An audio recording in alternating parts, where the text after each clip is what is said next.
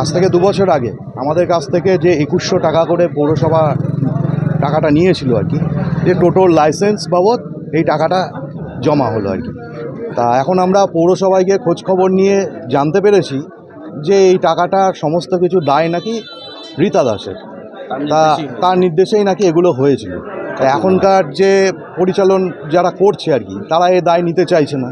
তা আমরাও একটা কনফিউশনে পড়ে গেছি যে আমরাও তো এখন সরকারের যে নিয়মকানুন করে দিয়েছে তাতে আগামী দিন আমাদের টোটোগুলো রাস্তাতে চালানো অসম্ভব ব্যাপার হয়ে যাবে। তা সেই টাকাটা তো আমাদের গরিব মানুষের প্রত্যেকটা রক্ত জল করা পয়সা, সেই টাকাটা তাহলে কী হবে? আমরা কি আবার নতুন করে দেবো? 2100 টাকা করে নিয়েছিল, রসিদ দিয়েছিল, সেই রসিদ তার রিসিভ পেজে রয়েছে। হ্যাঁ, আমরা নিয়ে গিয়েছি। তারা বলেছে যে আপনারা আগের যে যিনি ছিলেন তার সঙ্গে গিয়ে কথাবার্তা বলুন, সেই এগুলোর সব কিছু সুরাহা করতে পারবে। আজকে উনি নেই, ওনার একজন কর্মী এদিকে ছিল আর কি, প্রতিবেশী। তা তিনি ডাক্তার দেখাতে গিয়েছেন নাকি, সামনের সপ্তাহে দিন দিয়েছে। সামনের সপ্তাহে আমাদের 5 জন প্রতিনিধি পৌরসভায় যাব, উনিও আসবেন। তখন ওটা উনি ওখানে কিভাবে কি করা যায় সেটা আর কি উনি করে দেবেন। আমি রীতা দাসের ছেলে দিব্যেন্দু দাসের সঙ্গে কথা বলছি। ওনার মা নাকি অসুস্থ, রীতা দাস। তা উনি চিকিৎসার জন্য ডাক্তারের কাছে গিয়েছেন।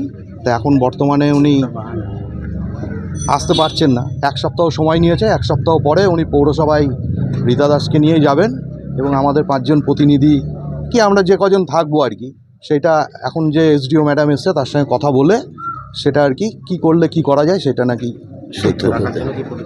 মানে আমাদের এই সমস্যা যদি সমাধান না হয় তাহলে আমরা বৃহত্তর আন্দোলনের পথে যাব। আপনারা কি কোনো লিখিত অভিযোগ থানায় বা অন্য কোথাও করেছেন এই বিষয় নিয়ে? না, আমরা থানায় জানি, সমস্ত লিখিত অভিযোগ করেছেন। এই যে থানায় আমাদের কপি, এটা তো পৌরসভার দেখা যাচ্ছে। না থানা, পৌরসভা থানা সব কিছু আছে।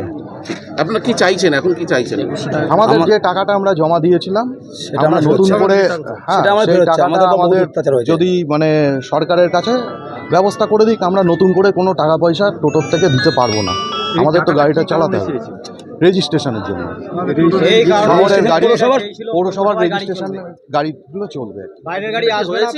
না, কিছুই হয়নি। তারপরেও গত সরকার আমাদের থেকে আবার কেটিএল নাম্বার দিয়ে দেখবেন, সবুজ নাম্বার প্লেটে, সেখানেও টাকা জমা নিয়েছে। তাহলে আমরা কি মানে সেই মানে কি বলবো, সেই মানে ছোটবেলায় গল্প শুনতাম যে সেই কুমির ছানা আর কি সেই শিয়ালের কাছে পড়তে যেত, সেরকম ব্যাপার হয়ে গেল। 1650 টাকা। ওটা অনলাইনে হয়েছিল। ওইটা পেয়েছেন আপনারা? না, ওটাও পাইনি, ওটাও পাইনি। মানে এখন কি বলছেন নতুন এসডিও ম্যাডাম কি বলছেন, আর এই কত মানে এক্স চেয়ারম্যান উনি কি বলছেন? নতুন ম্যাডাম এখন তার সঙ্গে আমাদের কথা হয়নি।